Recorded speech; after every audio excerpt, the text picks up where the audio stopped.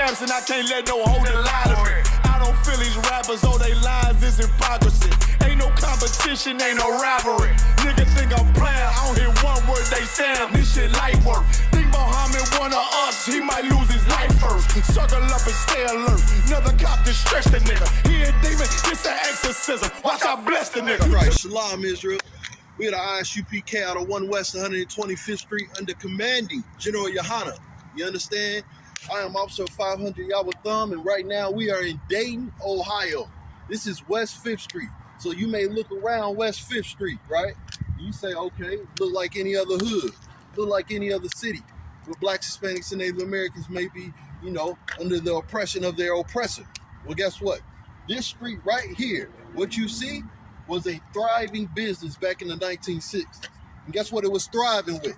It was thriving with black-owned businesses. That's right. This street right here, a couple streets over, this whole area, this whole block, was nothing but black-owned businesses back in the 1960s, man, and they were thriving. And guess what? Guess what also happened, man? Back in 1966, I don't know if you ever heard of it, but it was the Dayton riots. In 1966, this is the beginning of where those riots started. Why? Because it was a black man, you understand, named Lester Mitchell. He was 39 years old, and he owned his own bar right here, right where we stand. You understand it? Right here, he owned his own bar. But Lester Mitchell, he was coming out there to close. It was nighttime. He was coming to close the bar, and he was sweeping up, like sweeping on the corner, you know, because we actually took care of our stuff when we understood it was our stuff. You understand? We understood the value of our own. So he was sweeping up, and a car came down the street this way. If you could just get a picture of it, kind of came down the street. It was a red car. It's funny, it's a red car pulling out. It was a red car that came down. And when that red car came down, he didn't think nothing of it. When it came up to him, somewhere around this area, it stopped. When it stopped, it shot him. I think it was either 3 or 4 times, and then it sped off. The reason that caused the riot in the city is because one thing was understood. That was a white man in that red car. Now, to this day, they aren't sure if there was more people or not, but they know that it was one man that let off all the shots. And what happened was the brother ended up dying. So when the brother ended up dying, that's what ensued the riot. The riot took place downtown. So if you look down this way, downtown is no more than 5 to 6, 7 minutes. Like from here, you can walk downtown if you go that way. You understand? And that's where the riots ensued at. You understand? So when that happened, though, it ensued the riots. Those riots, it was over 100 people that was that had injuries. I think we had about 2 or 3 people that died from it. But what hurt us the most was our economics. So after those riots, they brought in the National Guard. They did all these other things, man. And when they did that, that's when the black economics started to slowly but surely shut down in Dayton. It was almost like in, you can actually look this up. One of the old mayors, her name is Ryan McLean. I think she said in 2016, she said, Dayton was punished because of those riots. You understand? Meaning what? Our economics. This was all black businesses. You could look this way. You see all this empty field, all this empty space? All black businesses, thriving black businesses. And instead of building it up, guess what? They tore it down. And guess what? When they tore it down, slowly but surely it became vacant. Vacancy is the trap houses and drugs and all those other things that you got nowadays. And now they just tore it all down because they didn't see any value in our places, in our neighborhoods. That time it was like over $250,000 worth of damage was done. Over $250,000 worth of damage was done to properties. So if you're doing over $250,000 worth of damage back then, guess what? Today, that's over $2 million worth of damage done in a 24-hour span. In a 24-hour span, we did over $2 million worth of damage. If I could, let me get that scripture in Lamentations off the shot. This is Lamentations, chapter 4, verse 17. And as for us, right, our eyes had yet failed for our vain help. In our watching, we have watched for a nation, right, that could not save us. That could not what? Save us. See, that's our problem. After that riot, one of the things that hurt us is we didn't come together and look within ourselves to build us up. We look for the same people that was coming doing drive-by shootings to come lift us up. We look for the same people that built this government against us to come lift us up. Come on, Dayton. You know they not here to help us. They not here to fix that. You understand? They made sure that our struggle stayed that. You understand? Like I said, there's a mayor that went on record and said that we were punished because of these riots. And why did we riot? Because our brother was shot down in front of his property, in front of his business. And what did we get from that? Nothing. This is Lamentations, chapter 4, verse 18. They hunt our steps. That's exactly what was going on, man. That white man pulled down in that red car, man, and he was hunting our brother's steps, man. Our brother had to die because he had evilness, a wickedness for blacks, Hispanics, and Native Americans. And it's because we did not look within ourselves that we do not keep an eye on these people. You got to understand, they are the devil that the Bible speaks of, man. Ain't nothing more wicked than our oppressor, man. You understand? You can talk about black on black violence all day. You damn right, brothers, go at it. But at the end of the day, we ain't just going to ride down on you, you know what I'm saying, because you prospering. You understand? Especially not during those times. That didn't happen until they start tearing down our neighborhoods. Read. They hunt our steps that we cannot go in our streets. We can't, look, man, down the street, he couldn't even come out here and clean up his sidewalk, man. He couldn't even come to his sidewalk in peace, man, and keep his property value up, man. All he wanted to do was clean up, make sure everything was good. That's all. They hunt our steps. We can't even go into our own streets. You gotta understand, at that time, this was like the most segregated part of Dayton. This area right here, and this is probably why the Lord let it be prosperous. What we looking at right here was the most segregated part of Dayton in the 1960s. So from, I say, 3rd, 4th, 5th Street all over, that whole little block, that whole little section was the most segregated part in Dayton. And guess what? That's where we had the most black, Hispanic, and Native American businesses at too. And they were thriving, man. They were thriving. And that's why this devil came and hunted our forefathers' steps, man. Go ahead. They hunt our steps. Right. And our end is near. Our end is near. Guess what? Any of us could be Lester Mitchell, man. Any of us can be that brother, man. Because I'm going to tell you right now, in our city, the oppressor don't want to see none of us thrive, man. I don't care what you say. Unless you're doing it to the point to where the oppressor can make his dollar, and while he making $1, you can only make 10 to 20 cents of that. You can't make that same dollar. If you're making that same dollar, the oppressor don't want to see you ride, and that's what was happening. Over here, shoot, he was making his own dollar. You understand? This thing was prosperous for black families. You understand? This is Deuteronomy 32, verse 8. Right? When the Most High divided the nations. What did the Most High do? Divided the nations. Dayton, what did the Most High do? Divided the nations. The Most High divided the nations, man. Read. They inherited.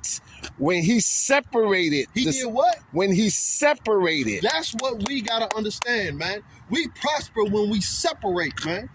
Not when we try to come together and kumbaya with these folk. When we separate. When we separate, we rise. When we want to sit there and kumbaya with them, we go to the bottom. You know why?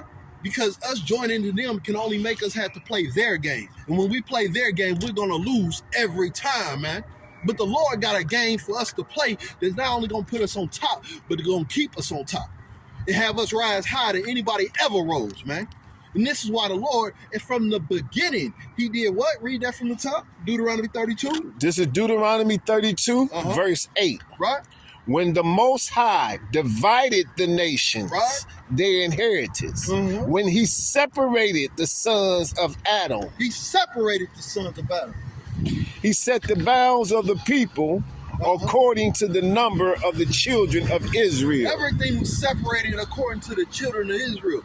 Hey, blacks, Hispanics, and Native Americans in this city and all across the world. Understand, he separated the nations according to you. According to you, blacks, Hispanics, and Native Americans. He said, y'all gonna get what y'all get. I'm gonna make sure y'all got everything I need y'all to have. Y'all gonna be prosperous, the best land, the best this, that, and the third. And then everybody can get whatever they need after that. And that's how it's supposed to be. We gonna be separated to ourselves, and the Lord gonna make sure we got the best of everything. You understand? And at that time, for what Dayton had to offer, Lester was getting a part of that. You understand? We had other brothers and sisters getting a part of that. Imagine all this land. If we're looking at all this land, you seeing nothing but a bar, gas station. You got a market. Barber shop.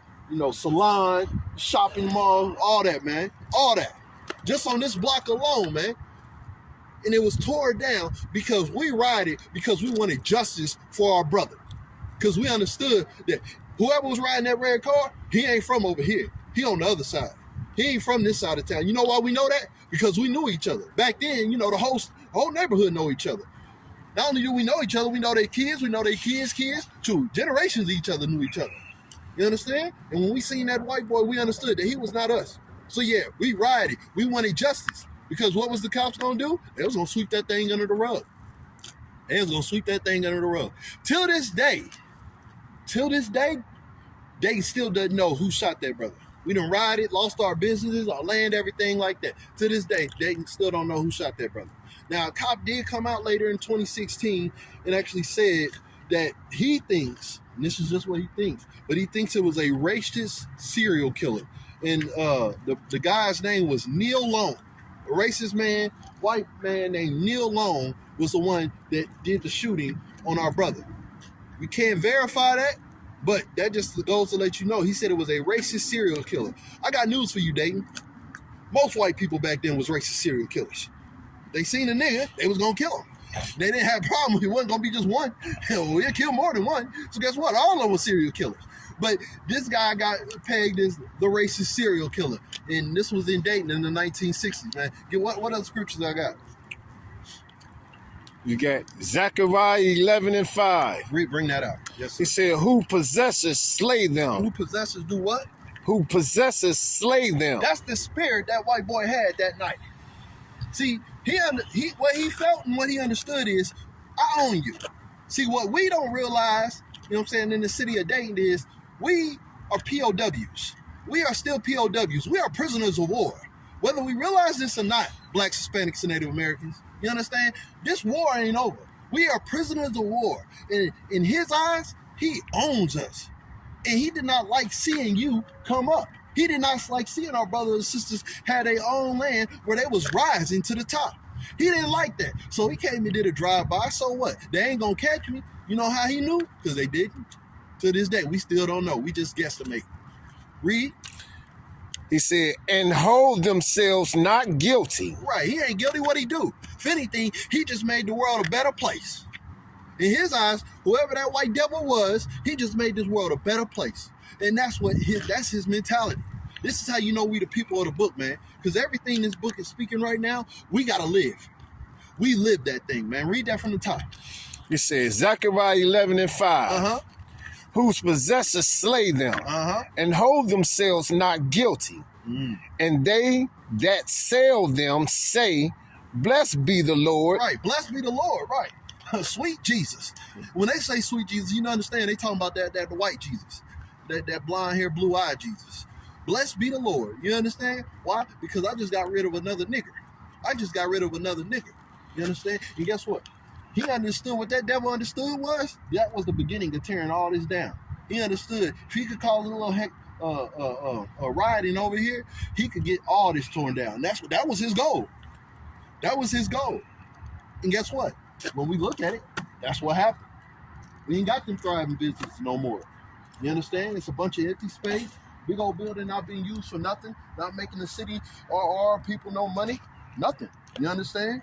And this is why the Lord says separate. Now give me Deuteronomy 7:6. This is Deuteronomy chapter 7, verse 6. For thou art a holy people unto the Lord thy God. Lord said you holy. You're greater. That means you separate. You are separate. You were doing right when you were over here running 3rd, 4th, and 5th Street and making it glorious for your people, having Black and Hispanic-owned buildings and businesses. You was holy in that, man. Read. He said, for thou art an holy people unto the Lord thy God. Right. The Lord thy God has chosen thee to be a special people unto himself. Look, Blacks, Hispanics, and Native Americans, you got to understand, you are special. You are special. The Lord made you glorious. That's what we got to realize. This is why we got to be separate from these other people. The Lord didn't make them like us. They ain't us. They want our swag. They want our cooking recipes. They wish they looked like us. The Kardashians literally get surgery to look like the average sister in the hood. You're to the Most High. What people pay $10,000 for in surgery, the Lord say, you just going to be born with that. Read. You are special people unto the Lord thy God. Right. The Lord thy God has chosen thee to be a special people unto himself, above. Equal. Above. All together. Above. Come together. Above. Kumbaya. Above. Damn right. Above, man. When we were doing this, we were on our way of being above everybody. And that's what that devil didn't like, man. That's why he killed our brother, man. He didn't like the fact that we were living above them. We didn't need them, man. When we live like that, that make the oppressor mad. That make them devils mad because they can't make, not only can they not make their money, but we rise higher than they could ever rise, man. We are above them, man. And that's why this is a powerful message, man. Because when Lester was doing his thing, he was on the way of living above these other nations, just like the Lord intended it, man. And that's what we got to get back to, Dayton, Ohio. Living above, man. Read. Above all people that are upon the face of the earth. Damn right. Above all people, Dayton. If you're a Black, Hispanic, and Native American, man, you are meant to live above all people on the face of the earth. I didn't say it. That's what the Bible said. And we are to obey the Bible. You understand? You got something on that? With that, we are the I.S.U.P.K. out of 1 West 125th Street under commanding General YAHANNA. I'm Officer 500 YAHANNA. We did a breakdown on the 1966 riots. We're going to bring many more, Lord will. He a demon, it's an exorcism. Watch I bless the nigga. You took that oath in blood, then you know I'm gon' get active with you. Fuck the opposition, I see vision. Let me paint the picture. Rappers claim they spit, now I ain't listening. Is in fact a fiction. If revenge was a woman, now I stroke that bitch like Jack the Ripper. War, we gon' run the summer. It's gon' be historical. Thought they making plays, made them niggas call the audible. Ask who run this shit, but that question is rhetorical.